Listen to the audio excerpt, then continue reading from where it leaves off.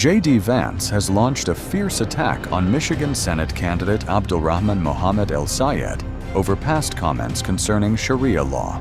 Vance pointed to El-Sayed's reported argument that criticism of Sharia law was rooted in white supremacy, contrasting the position with what he called his papaw's Democrat Party. The remarks have triggered a fresh political clash over religion, American values, and the direction of the Democratic Party.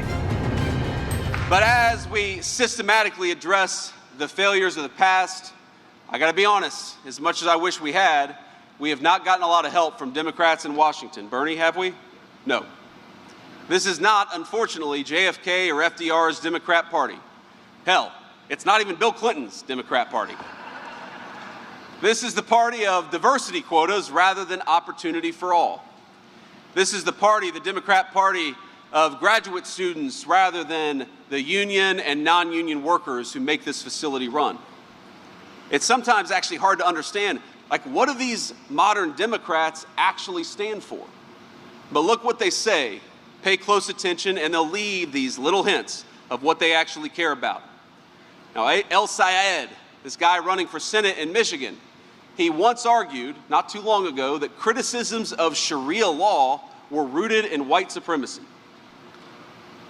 I'd love to go back in time and tell my papaw that there's a man who claims to stand for working people who says not only should we have Sharia law, but if you criticize it, you're a white supremacist. That's not my papaw's Democrat Party, my friends. Now, I served for 2 years in the Senate with Sherrod Brown. He was a friendly enough guy, but he was a man who claimed to represent this state, but never once raised his voice against Joe Biden's border crisis or against the inflation that was brought on by Joe Biden underinvesting and trying to destroy American industry. If you look at it, at every step of the way, these Democrats have voted for foreign workers and fraudsters over American citizens and hard-paying taxpayers. They have voted for corporations who sent jobs overseas rather than good American businesses who invested in you, invested in your communities, and increased your jobs. Who do these Democrats put first? Everyone else. You know who the Trump administration puts first? Americans. You, my friends, that's who we fight for.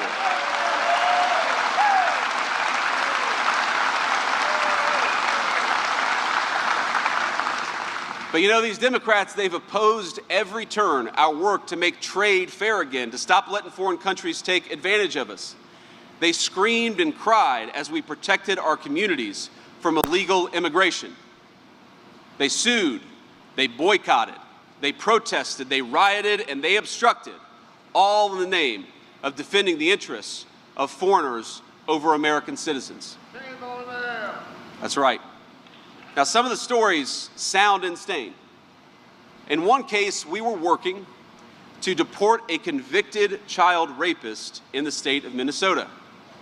Tim Walz. You remember Tim Walz? Caught wind. And you know what he did? He pardoned the guy. He pardoned a literal child rapist to prevent him from being deported out of the United States of America. Now, we went ahead and got this guy out of our country anyways, and Walz, it gets better. Walz asked the country what good it accomplished. Did that make us any safer? That is a direct quote from the Democrat governor of Minnesota.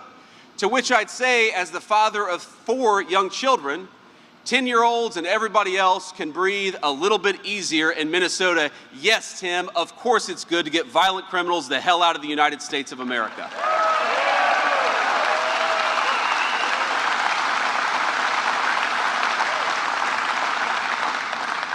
Ladies and gentlemen, this is what we're up against in November. Whether it's child predators, Somali fraudsters, foreign gang members, or even visa fraudsters who are working to undercut American wages and steal from American taxpayers, the Democrats know who they stand for. It's anyone but you.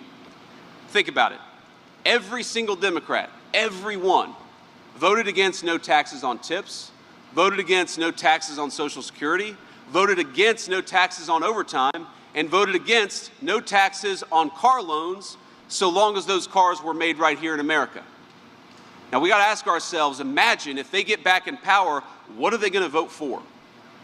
If these radicals take control of Congress, they're going to pass the craziest agenda America has ever seen.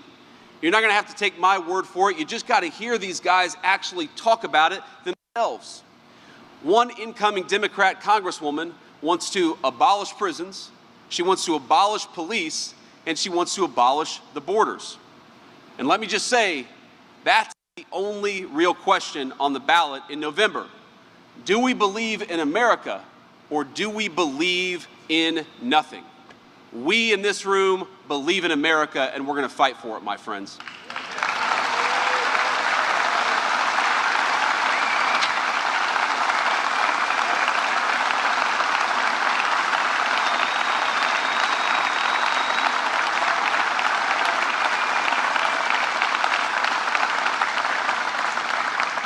You know, when I reflect on 250 years of American history, what I can't help but feel above everything else is gratitude.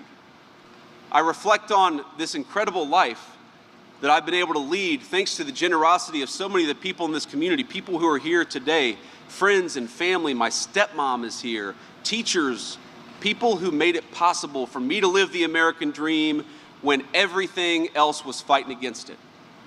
The cool thing about this nation is that in our own way, making our own contribution, we've built this country together as one American family. Black and white, rich and poor, whether you've been in this country for 10 seconds or whether your family has been in this country for 10 generations, think about it. Every accomplishment of American greatness has a long line of people, many of them who don't get their part in the story, but we all know we're very much part of it. Now, of course, I grew up in an era where we had already gone to the moon. But think about this. When we went to the moon, of course, it was the astronauts. Everybody wanted to be an astronaut when I was growing up. Neil Armstrong just lived up the street when I was growing up. They were amazing men. They tested the limits of physical realities. They had quite literally out-of-this-world courage. But it was not just them. It was the scientists. It was the computer programmers who designed the rockets, who designed the software that went in it. It was the janitor who made sure that facility was a clean and orderly place to go to work so that these guys could build the rockets that took us to the moon. It was men like my papaw who worked at steel mills all across America and who built parts and materials that were American strong and good enough to test the limits of interplanetary travel for the first time in human history. It was the moms and dads doing the quiet and, as I know, often thankless work of raising the kinds of boys and girls who could become astronauts or become scientists or become welders or eventually become moms and dads themselves. The story of our beautiful nation and its greatest achievements has been written by all of us together. Some of us contributed a few sentences and others contributed whole chapters of the book, but it is the story of our people. It is the story of our parents before we were born, and it will be the story of our grandchildren long after we're gone. The story of this country is one of a foundation laid by normal, common, and good people who make the great achievements of Western civilization possible. You know, one of my kids is ready to go back to school next week, and I learned through him of a classmate who suffered from a terrible illness. Little girl, beautiful little girl. And as fate would have it, just a crazy coincidence, I actually knew a little girl when I was growing up in Middletown, Ohio, who suffered from the exact same illness.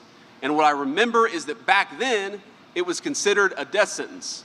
And now it's serious. I don't want to underweight it, but this little girl is expected to survive after she gets her course of treatment.